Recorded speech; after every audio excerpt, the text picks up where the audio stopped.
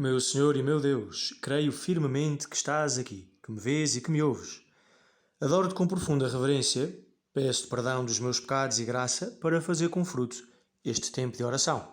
Minha Mãe Imaculada, São José, meu Pai e Senhor, anjo da minha guarda, intercedei por mim. Dois dos discípulos de Jesus, conta o Evangelho da Missa, iam a caminho de uma povoação chamada Emaús, que ficava a 2 léguas de Jerusalém. Conversavam entre si sobre tudo o que tinha sucedido. Enquanto falavam e discutiam, Jesus aproximou-se deles e pôs com eles a caminho. Mas os seus olhos estavam impedidos de o reconhecerem. Ele perguntou-lhes: que palavras são essas que trocais entre vós pelo caminho? Pararam, com ar muito triste, e um deles, chamado Cleófas, respondeu: Tu és o único habitante de Jerusalém a ignorar o que lá se passou nestes dias. E ele perguntou: que foi? Responderam-lhe: o que se refere a Jesus de Nazaré, profeta poderoso em obras e palavras diante de Deus e de todo o povo. E como os príncipes dos sacerdotes e os nossos chefes o entregaram para ser condenado à morte e crucificado. Nós esperávamos que fosse ele quem havia de libertar Israel. Mas afinal, é já o 3º dia depois de que isto aconteceu. Estes dois discípulos, Cleófas e o outro, estão profundamente desiludidos.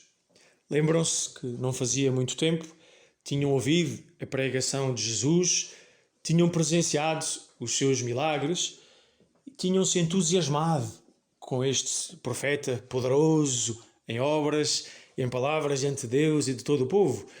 Tinham decidido seguir Jesus, tornar-se seus discípulos.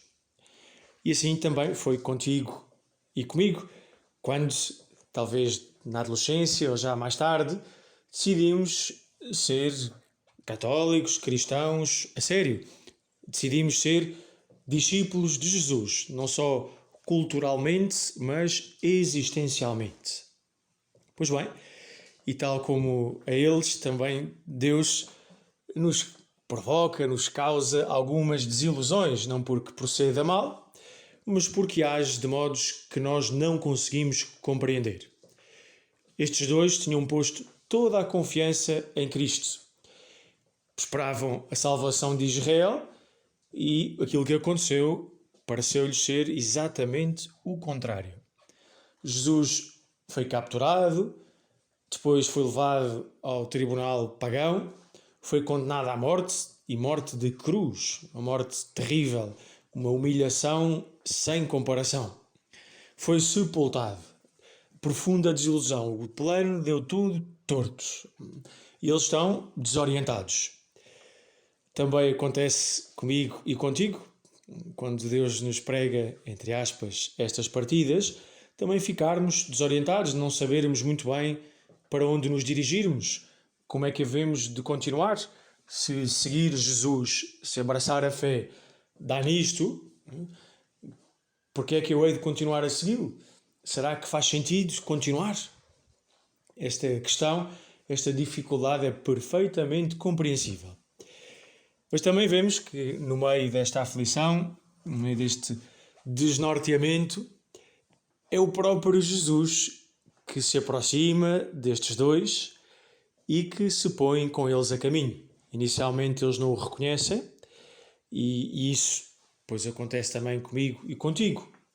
Pensando nas coisas da nossa vida, na ação de Deus ou na falta de ação por parte de Deus, assim pensamos nós, pois Deus mesmo aproxima-se de nós e vai nos acompanhando. Aliás, neste preciso momento, nós começamos a oração, eu creio que estás aqui, e Ele está aqui, e está a ouvir-te, e está a falar-te.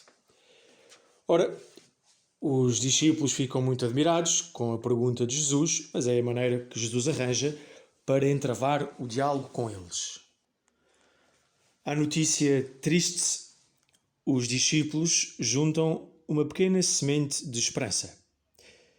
Nós esperávamos que fosse ele quem havia de libertar Israel, já tínhamos ouvido, depois continuam, mas afinal é já o 3º dia depois de que isto aconteceu.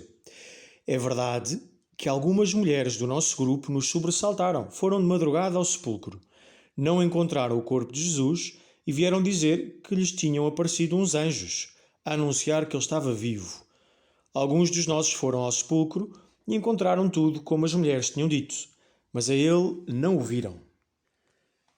Há aqui uma peça do puzzle que não encaixa. Depois da desilusão vem esta notícia confusa, as mulheres exaltadas, emocionadas, que vêm aos gritos a dizer que o corpo de Jesus não estava no sepulcro, que apareceram os anjos, etc. E os apóstolos depois correm ao sepulcro, ouvimos no Evangelho do domingo, de Páscoa, João e Pedro, e veem as coisas como as mulheres tinham dito, ficam perplexos. Há aflição, aos remorsos de consciência por terem abandonado Jesus na hora crítica, junta-se agora a perplexidade. O que será que aconteceu? Então Jesus disse-lhes: homens sem inteligência e lentos de espírito, para acreditar em tudo o que os profetas anunciaram. Não tinha o Messias de sofrer tudo isso para entrar na sua glória? Jesus não está para falinhas mansas, lentos de espírito, burros. Depois, começando por Moisés e passando pelos profetas, explicou-lhes em todas as Escrituras o que lhe dizia respeito. Ora, que bom termos uma aula de catequese com o próprio Cristo, que pega na palavra de Deus, que é Ele mesmo, e vai mostrando passo a passo tudo aquilo que Deus já tinha dito no Antigo Testamento e que se realizou, se cumpriu na vida de Jesus. Nós, cristãos, também precisamos de fazer o mesmo.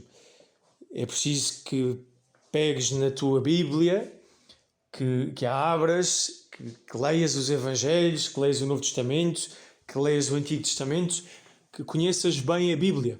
Que pena dá quando os católicos não a conhecem, quando não têm o hábito de a lerem diariamente. É um verdadeiro tesouro. Como diz no Salmo, é o farol para os nossos passos e luz para os nossos caminhos. É verdadeiramente uma fonte de consolação, de luz, de esperança, de sentido em todas as circunstâncias da vida.